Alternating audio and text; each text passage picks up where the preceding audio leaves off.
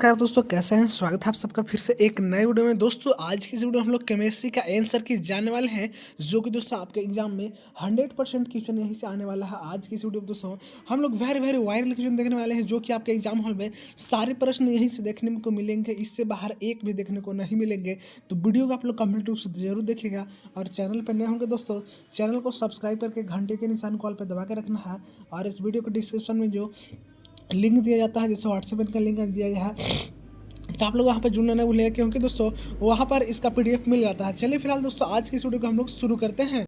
देखिए सबसे पहले तो आपका इस प्रकार से ऑब्जेक्टिव दिया हो रहेगा दोस्तों, ऑब्जेक्टिव प्लस सब्जेक्टिव दोनों। देखिए पहला प्रश्न क्या बोलता है, आप लोग ध्यान दीजिएगा अच्छे से दोस्तों। देखिए पहला प्रश्न क्या बोलता है, तो प्रश्न बोलता है भारतीय क्या दोस्तों, भारतीय अर्थव्यवस्था जो है किस प्रकार की अर्थव्यवस्था है दोस्तों।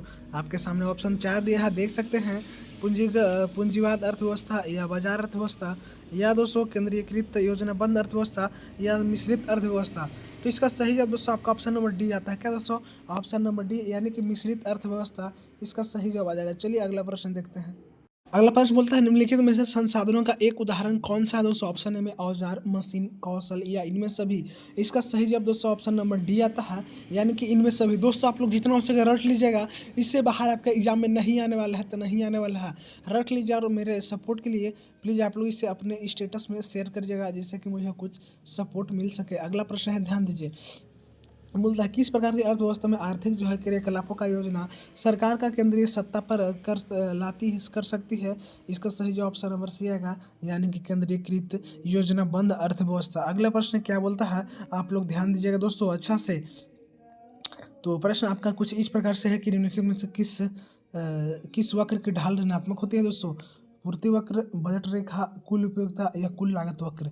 इसका सही जवाब ऑप्शन नंबर बी आएगा, यानी कि बजट रेखा। क्या दोस्तों, बजट रेखा इसका सही जवाब आ जाएगा। अगला प्रश्न, जब किसी वस्तु की कीमत परिवर्तन से उपभोक्ता का व्यय स्थिर रहता है, तो उस वस्तु पर दोस्तों मांग क्या होगी। लोचदार, शून्य लोचदार, इकाई लोचदार, बेलोचदार। इसका सही जवाब दोस्तों ऑप्शन नंबर सी आएगा, इकाई लोचदार। क्या दोस्तों, इकाई लोचदार। अगला बोलता है दो वस्तु है, क्या दोस्तों बोलता है दो वस्तुएं एक्स तथा वाई के लिए बजट रेखा का समीकरण इतने इतना बजट रेखा की ढाल जो है दोस्तों क्या होगा। तो इसका सही जवाब आपका ऑप्शन नंबर ए आएगा। क्या दोस्तों, ऑप्शन नंबर ए आएगा, यानी कि 0.6 अगर आप इसे सोल्व करते हैं। तो अगला प्रश्न, किसी वस्तु की मांग को प्रभावित करने वाला एक कारक निम्नलिखित में से कौन सा दोस्तों।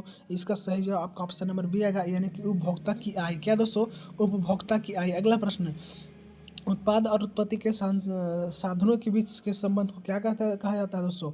तो इसका सही जवाब दोस्तों आपका जो है क्या किया जाएगा, आपका ऑप्शन नंबर बी। क्या दोस्तों, ऑप्शन नंबर बी आएगा, और बी फिर होता है बाहुबली, बी फिर बाहुबली। अगला प्रश्न ध्यान दीजिए आप लोग। अगला प्रश्न दोस्तों क्या बोलता है, तो अगला प्रश्न बोलता है पैमाने के लिए प्रतिफल जो है किस प्रकार के उत्पादन के फलन की व्याख्या करता है।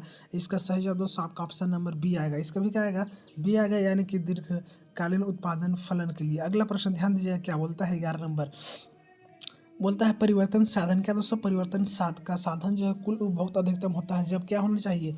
तो जब जो है दोस्तों आपका सीमांत उत्पाद शून्य होता है। कब दोस्तों, जब आपका सीमांत उत्पाद शून्य होता है। अगला प्रश्न, किस प्रकार के बजट में दोस्तों समरूप वस्तुओं का उत्पादन होता है। इसका सही जवाब आपका ऑप्शन नंबर बी आएगा, बी फॉर बाहुबली, यानी कि पूर्ण प्रतियोगिता। क्या दोस्तों, पूर्ण प्रतियोगिता। अगला प्रश्न, एक पूर्ण प्रतियोगिता फर्म के लिए कौन सा दोस्तों वक्र पूर्ति वक्र होता है। आपके सामने 4 ऑप्शन दिया है, इसका सही ऑप्शन नंबर डी आएगा, यानी कि सीमांत लागत वक्र का बढ़ता है भाग।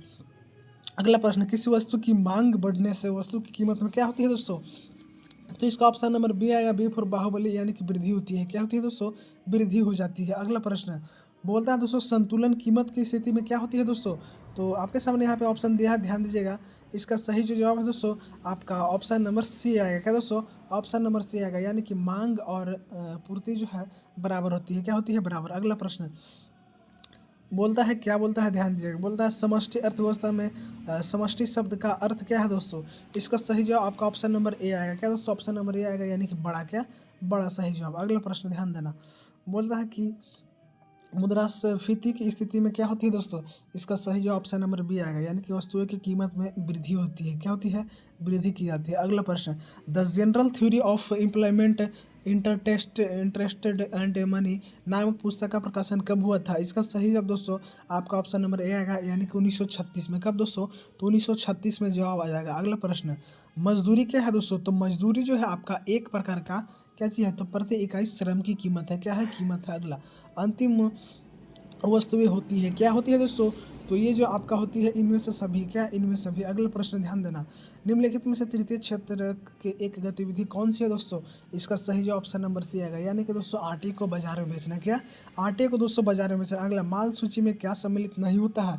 और 4 ऑप्शन दिया है, इसका सही जो ऑप्शन नंबर ए आएगा, यानी कि विकृत निर्मित वस्तु। एक अच्छी विकृत निर्मित वस्तु। अगला प्रश्न, जीएनपी तथा जीडीपी का अंतर क्या होता है? इसका सही जवाब दोस्तों ऑप्शन नंबर ए आएगा, यानी कि मूल्यह्रास। क्या? मूल्यह्रास। अगला प्रश्न, निम्नलिखित में से मुद्रा की एक विशेषता कौन सी है दोस्तों? इसका सही जो ऑप्शन नंबर सी आएगा, यानी कि मुद्रा जो है सार्वभौमिक रूप से स्वीकार्य है। अगला, किस बैंक को दोस्तों भारत का केंद्रीय बैंक का दर्जा प्राप्त है? इसका सही जो ऑप्शन नंबर डी आएगा, डी फॉर देश बना, यानी कि reserve bank of India, RBI बैंकों का बैंक। अगला प्रश्न, निम्न में से किस चर का मान 0 और 1 के बीच होता है? इसका सही जवाब दोस्तों आपका ऑप्शन नंबर सी आएगा, यानी कि उपभोक्ता की औसत प्रवृत्ति। क्या दोस्तों? उपभोक्ता की औसत प्रवृत्ति। अगला प्रश्न ध्यान देना, बोलता है यदि किसी अर्थव्यवस्था में उपभोक्ता की सीमांत प्रवृत्ति इतना इतना हो तो गुना का मान क्या होगा? इसका सही जवाब दोस्तों आपका ऑप्शन नंबर सी आएगा, सिफर होता है करोड़ में पैर 2.5। अगला, बोलता है कि भारत में वित्तीय वर्ष की अवधि क्या होती है दोस्तों? इसका सही जवाब आपका ऑप्शन नंबर सी आएगा, सिफर होता है करोना प्यार।